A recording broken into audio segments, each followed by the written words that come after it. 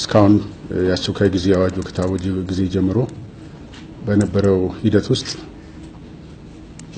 የተፈጸሙ ተግባራት ምንድናቸው፣ አጠቃላይ ያለው ሁኔታ ምን እንደሆነ ለእናንተ እዚህ ለመግለጽና ከዛ ከናንተ የሚነሱ ጥያቄዎች ካሉ ደግሞ እነሱ ላይ ተመስርተን ተጨማሪ ማብራሪያ የሚያስፈልጋቸው ነገሮች ካሉ እነሱ ላይ ማብራሪያ ለመስጠት ነው። ሁላችሁም እንደምታውቁት የአስቸኳይ ጊዜ አዋጅ በተለይም ደግሞ የመጀመሪያው የአስቸኳይ ጊዜ አዋጅ ከታወጀ በኋላ አጠቃላይ ሀገራዊ መረጋጋት እንዲፈጠር አድርጓል። ያን ተከትሎ የተፈጠረው ሁኔታ በመገምገም የመጀመሪያው አስቸኳይ ጊዜ አዋጅ ሪፖርት ቀርቦ በሕዝብ ተወካዮች ምክር ቤት ጸድቆ መነሳቱ ይታወቃል።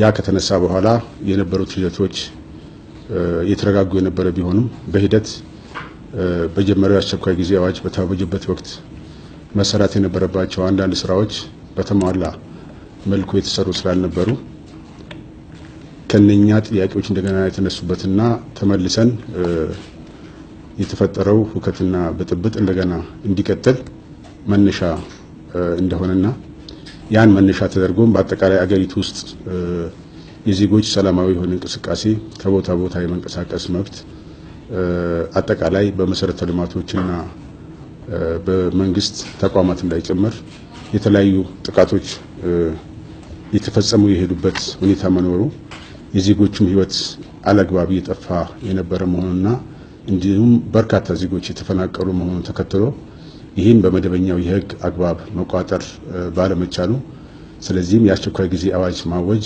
አስፈላጊ ሆኖ በመገኘቱ የአስቸኳይ ጊዜ አዋጅ ታውጇል፣ ለሁለተኛ ጊዜ ማለት ነው። የዚህ የአስቸኳይ ጊዜ አዋጅ ዋናው መሰረታዊ መነሻው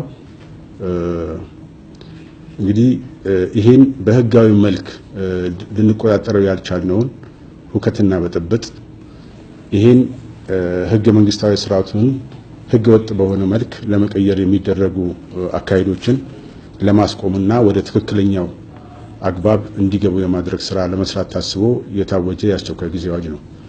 ይሄ አዋጅ እንግዲህ ሲታወጅ እነኚህ የሁከትና የብጥብጥ ኃይሎች በዋነኛነት ከዚህ ቀደም መንግስት ገምግሞ ያስቀመጣቸው የመልካም አስተዳደር የልማት ክፍተቶች መኖራቸውን የገመገመውን ያንን በመጠቀምና ያንን ወደ ራሳቸው አጀንዳ በመውሰድ ይህን እንደ ሽፋን በመጠቀም ህገ መንግስታዊ ስርዓቱን ህገ ወጥ በሆነ መልክ ለማፍረስና የራሳቸውን የስልጣን ፍላጎት በአቋራጭ ወደ ስልጣን ለማምጣት በዋነኛነትም ብዙ አገሮች ላይ እንደተሞከረው የቀለም አብዮት ባህሪ ያለውና በዛ መልክ የሚገለጽ እንቅስቃሴ በማድረግ ላይ ነው የሚገኙት።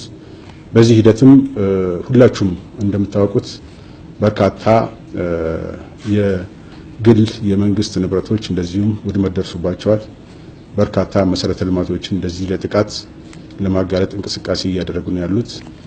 ዋና የሀገሪቱ የመንገድ አውታሮችም ጭምር እንደዚሁም መደበኛ የሆነ የትራንስፖርት ፍሰት እንዳይኖር በማድረግ በማስተጓጎል መንገዶችን በመዝጋት እየፈጸሙ ነው የሚገኙትና ይሄንን አግባብ በሚገባ ለመቋጠር ነው የአስቸኳይ ጊዜ አዋጁ የታወጀው።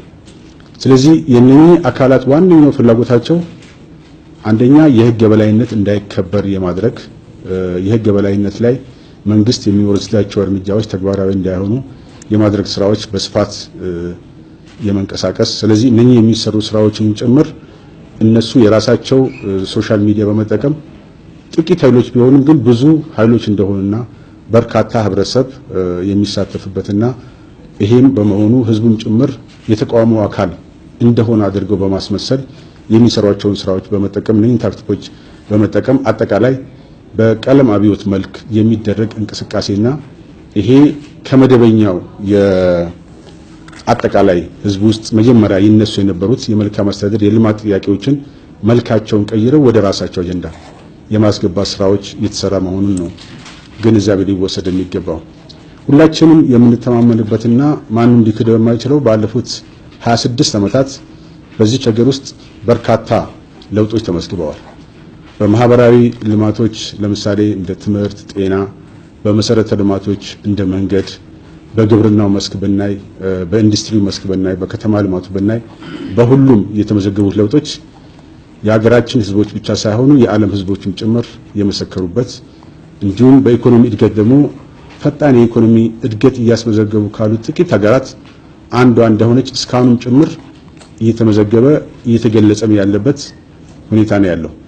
ይሄ ፋክትና ይሄ እውነታ እንደተጠበቀ ሆኖ እዛ ውስጥ ጥቃቅን ወይም ደግሞ ሊመለሱ የሚገባቸው ያልተፈቱ የህዝብ ጥያቄዎች ሊኖሩ ይችላሉ። ከመልካም አስተዳደር አንጻር ሊሆን ይችላል፣ ከልማት አንጻር ሊሆን ይችላል፣ የወጣቶች የሥራ ዕድል ከመፍጠር አንጻር ሊሆን ይችላል። እነኚህን ችግሮች መንግስት ወይም ደግሞ ገዢው ፓርቲ ገምግሞ በዝርዝር ያስቀመጣቸው ናቸው። እነኚህን ችግሮች በጥልቀት ታድሶ አይቶ እነኚህን ችግሮች ለመልስ መስጠት አለብኝ ብሎ እየተንቀሳቀሰ የሚገኝበት ሁኔታ ነው ያለው። ይህን እየሰራ ባለበት ሁኔታ ላይ እነኚህን አጀንዳዎች ባስቀመጣቸው ጥልቀት ባያቸው መንገድ እንዳይፈታና እነኚህን ፈቶ ከህዝብ ጋራ መሰራት ያለበትን ስራ እንዳይሰራ ከማድረግ አንጻር በየጊዜው አጀንዳ እየቀረጹ እነኛ አካላት በየጊዜው የወቅትና በጥብጥ አጀንዳ እየፈጠሩ ነው እያስቀጠሉት ያሉት። ስለዚህ ይሄን ሁለቱን ነገሮች በሚገባ መለያየትና ለየብቻቸው ማየት ተገቢ ነው። የህዝቡ ትክክለኛና ተገቢ የሆኑ ጥያቄዎች አሉ። መንግስትም አምኖ የተቀበላቸው ትክክለኛና ተገቢ የሆኑ ጥያቄዎች አሉ። ስለዚህ እነኚህን ጥያቄዎች መንግስት መልስ ለመስጠት እቅድ አውጥቶ ራሱ ተቀበሎ እየሰራ ያለበት ሁኔታ አለ። ህዝቡም እነኚህ ጥያቄዎች ደግሞ እንዲመለሱለት ይፈልጋል። በአሁኑ ባለው አጠቃላይ የነውጥ በአጠቃላይ ያለው ሁኔታ በመናየበት ጊዜ ህዝብና መንግስት በአንድ ላይ ሆነው ሰላማቸውን ይፈልጋሉ። ህዝብም ሰላም ተረጋግጦ መንግስት ልማቱን፣ ሰላሙን፣ የመልካም አስተዳደር ጥያቄዎችን መመለስ ያለባቸው ነገሮች በአግባቡ እንዲመለሱ የህዝብ ፍላጎት ነው። መንግስትም እነኚህ ጥያቄዎች ከህዝብ ጋር ሆኖ በተቻለ ፍጥነት መፍታት ይፈልጋል። ስለዚህ እነኚህ ሁለቱ አካላት በአንድ በኩል ሆነው የነውጥ ኃይሎች ደግሞ ምናልባትም ጉዳዩን በተገቢው ያላጤኑትና ያልተረዱ አካላትን ጭምር በማሳሳት በሶሻል ሚዲያ በተለያዩ ቅስቀሳዎች አካሂዶ እነኚህ አካላት በማያውቁት መንገድ እዛ ሰልፍ ውስጥ እንዲገቡና የውከትና የብጥብጡ አካል እንዲሆኑ በማድረግ ያን ለማስቀጠል የሚሰራው ሚና ነው የሚሆነው ያለው ማለት ነው። ስለዚህ ያለው ትግልና ያለው ሂደት መታየት ካለበትም በዚህ አግባብ በሁለቱ ለይቶ ማየት ተገቢ ነው የሚሆነው። እስካሁን ባለው ሂደት እንግዲህ የአስቸኳይ ጊዜ አዋጁ ከታወጀ በኋላ በተለይም የአስቸኳይ ጊዜ አዋጁ ከመታወጁ በፊትም ተግባራዊ እንዳይሆን በርካታ ቅስቀሳዎች ተካሂደዋል። የአስቸኳይ ጊዜ አዋጁ አይጸድቅም፣ ወደ ተግባርም አይወርድም፣ ህዝቡም አይቀበለውም የሚሉ በርካታ ቅስቀሳዎች በሶሻል ሚዲያዎች በተለያየ አካላት በተለይም ጸረ ሰላም የሆኑ በውስጥም በውጭም የሚገኙ የተለያዩ የኮሙኒኬሽን አግባቦችን ተጠቅመው ቅስቀሳዎች አካሂደዋል። እነዚህ ቅስቀሳዎች ወደ ተጨባጭ መሬት ሲወረድ ግን በዛ መልክ እነሱ በሚፈልጉት መልክ ሊሆን አልቻለም። አንደኛ የአስቸኳይ ጊዜ አዋጁ መጽደቅ ባለበት አካል በትክክለኛው አግባብ እንዲጸድቅ መሄድ ባለበት መንገድ ሄዷል። ያ ተግባራዊ መሆን ይችላል። ሁለተኛ የአስቸኳይ ጊዜ አዋጁ መታወጁ ህዝብ ውስጥ ከፍተኛ ተቀባይነት አግኝቷል። በሁሉም ህዝብ ከጫፍ እስከ ጫፍ በአገሪቱ ውስጥ ሰላም እንዲኖር ይፈልጋል፣ ልማት እንዲቀጥል ይፈልጋል፣ የአስቸኳይ ጊዜ አዋጁን እንዲተገበር ይፈልጋል። ስለዚህ የአስቸኳይ ጊዜ አዋጁ መታወጁ በራሱ በቅድሚያ ትልቅ አቅም የፈጠረው ለህዝቡ ነው። ህዝቡ ህጋዊ በሆነ አግባብ መብቱን ለማስከበር ከጸጥታ ኃይሎች ጋር እንዲሰለፍ እድል ሰጥቶታል። የጸጥታ አካላትም ደግሞ በዚህ አዋጅ መሰረት በተቀመጠው አግባብ መሰረት ስራቸውን በተገቢው እንዲሰሩ እድል ሰጥቷል። በዚህ እንቅስቃሴ ውስጥ ግን የነበሩት ሂደቶች ሁሉም በትክክል አልጋ በአልጋ ነበሩ፣ ምንም ችግር አልነበረባቸውም ብለን ግን የምናስቀምጠው አልነበረም።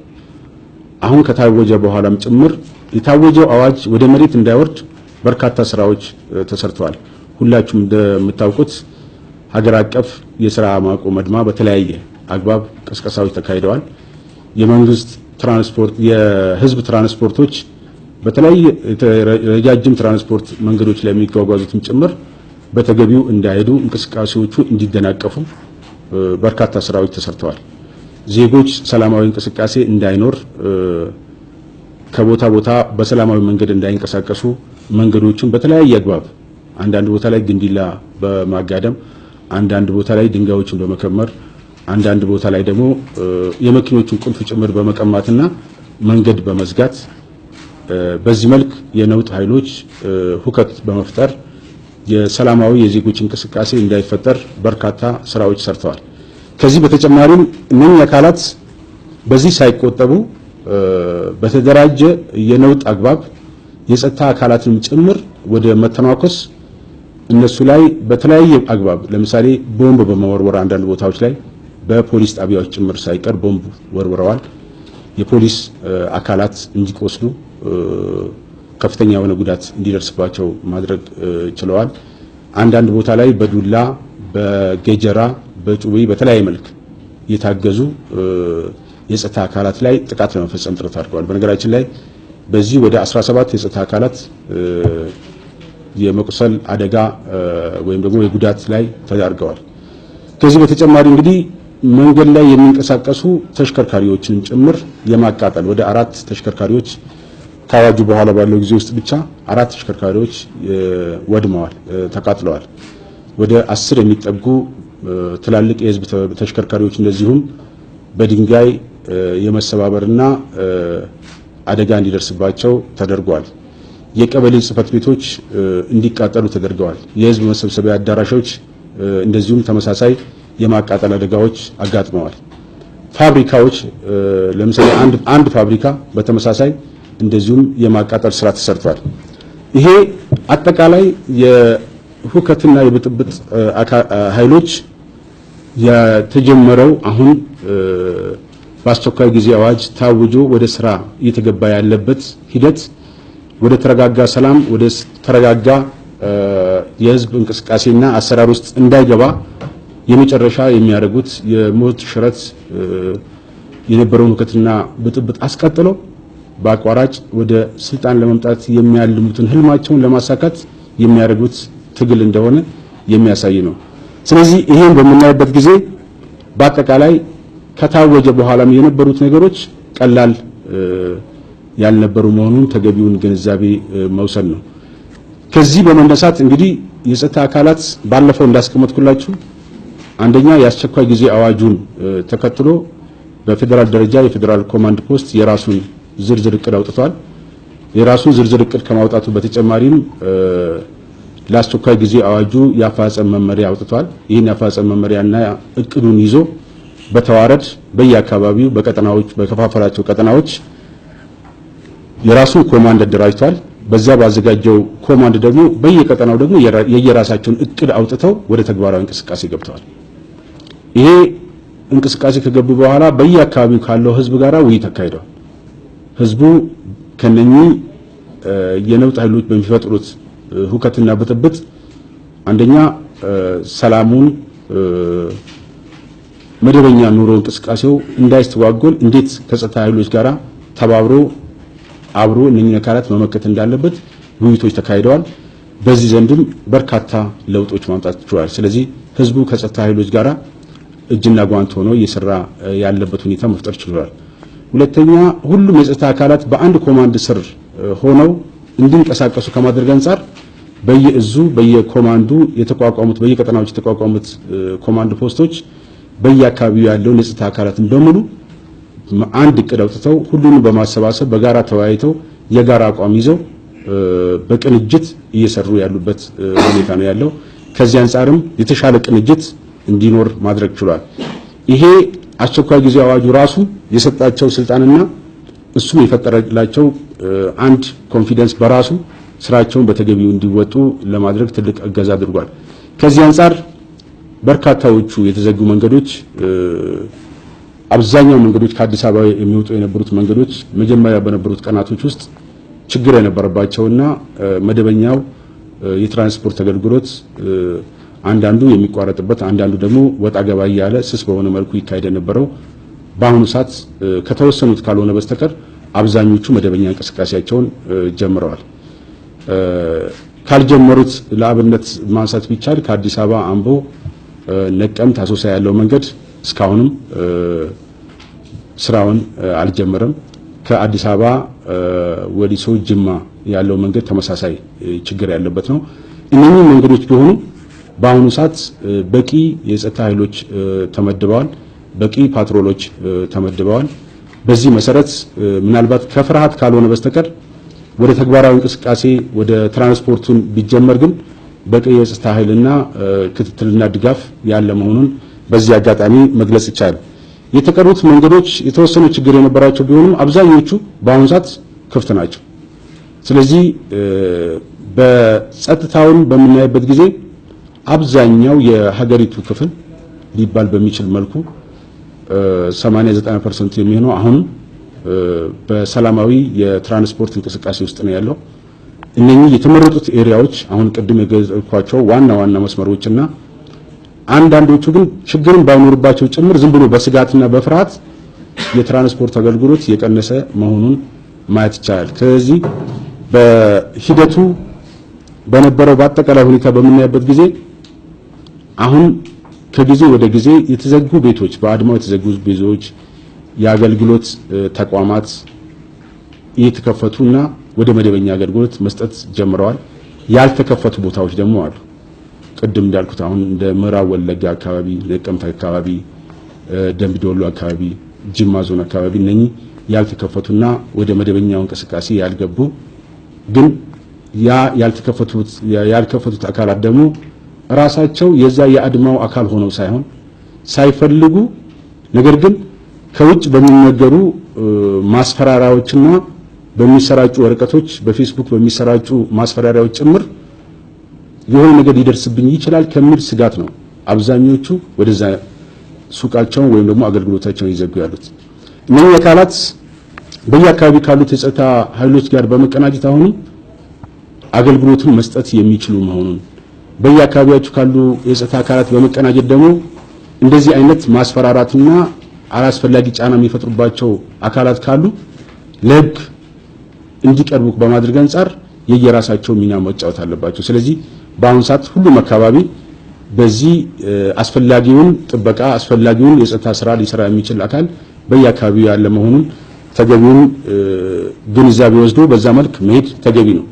ከዚህ አንፃር በርካታ ቦታዎች ላይ ከጸጥታ አካላት ጋር በመቀናጀት እንደዚህ ችግር የሚፈጥሩትን አካላት አሳልፈው የመስጠት ስራዎችን እየሰሩ ነው። ለምሳሌ ጅማ ብንወስድ በግድ እያስገደዱ ሱቅ የሚያዘጓቸውን የሚያስፈራሯቸውን አሳልፈው እነኚህ ችግር እየፈጠሩብን ነው ብሎ የአካባቢው ህዝብ ራሱ ለሕግ እያቀረበ ያለበት ሁኔታ ማየት እንችላለን።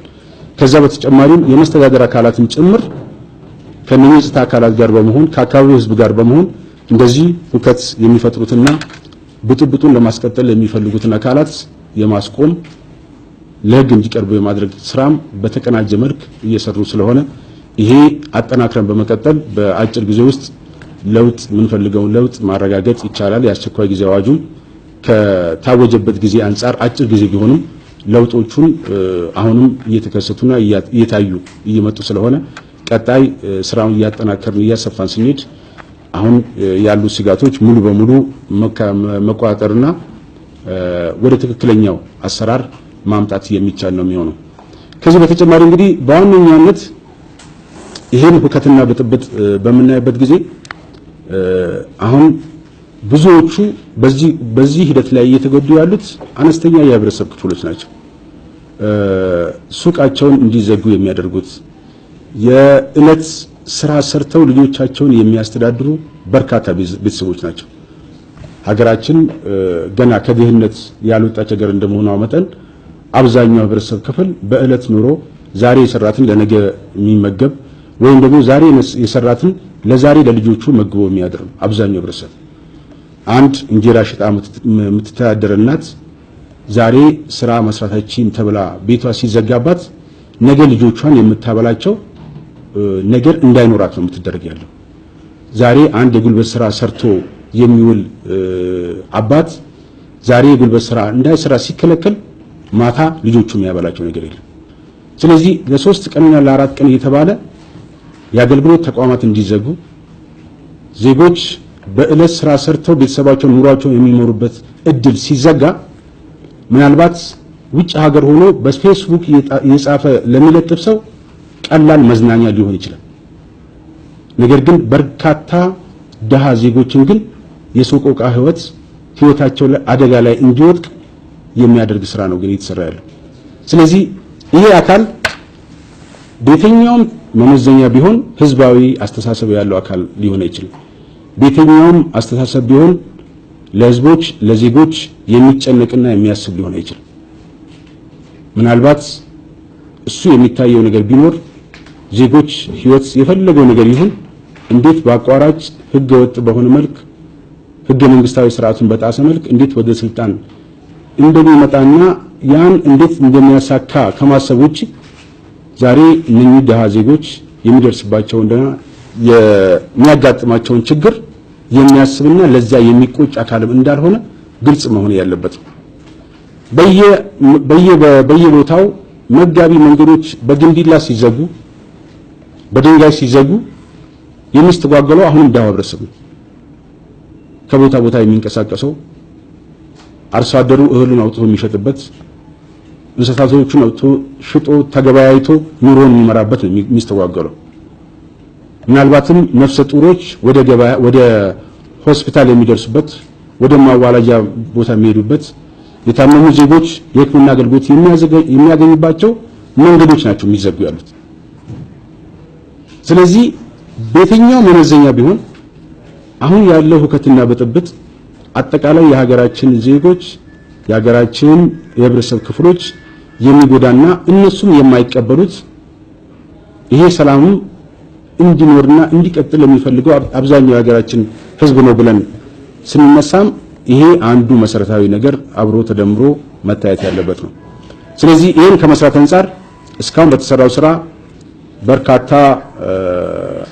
ለውጦች በሚባል ደረጃ በአጭር ጊዜ ውስጥ ማስመዝገብ ተችሏል ተብሎ ሊወሰድ አይችልም። ነገር ግን ጅምሩ ጥሩ ጅምር ነው ብሎ ግን ማስቀመጥ ይቻላል። ከዚህ አንፃር አብዛኛው የሀገራችን ህዝቦች በተለይም ደግሞ ሁከትና በጥብጡ ባለበት አካባቢ ያለው የህብረተሰብ ክፍሎች ሰላምና አሁን ያለው መረጋጋት እንዲቀጥል ከጸጥታ ኃይሎች ጋር ሆነው ተቀናጅተው ለሰሩ ስራ በዚህ አጋጣሚ ምስጋናዬን ማቅረብ እፈልጋለሁ። የጸጥታ አካላትም ቢሆን የቆሰሉም የደሙም የተቸገሩም ቢሆን ይህን ሰላም መረጋጋት ለህዝብ ጥቅም ሲሉ እየከፈሉ ያሉት መስዋዕትነት እውቅና ሊሰጠው የሚገባውና ምስጋናም ሊቀርብላቸው የሚገባ ነው። ከዚህ በተጨማሪም የመስተዳደር አካላት በየቦታውም እንደዚሁም ይህን ስራ በማገዝ ያበረከቱት ያለው ሚና ቀላል ግምት የሚሰጠው አይደለምና የነኚህ አካላት አሁን የተቀናጀ ስራ የነኚህ የነውጥ ኃይሎች በህገወጥ መልክ የሚንቀሳቀሱባቸው አካሄዶች ሊሳኩ እንደማይችሉና በአጭር ጊዜ ውስጥ በቁጥጥር ውስጥ ለማድረግ የሚሰራው ስራ የተሳካ ሊሆን እንደሚችል በዚህ አጋጣሚ መግለጽ ይቻላል። አመሰግናለሁ።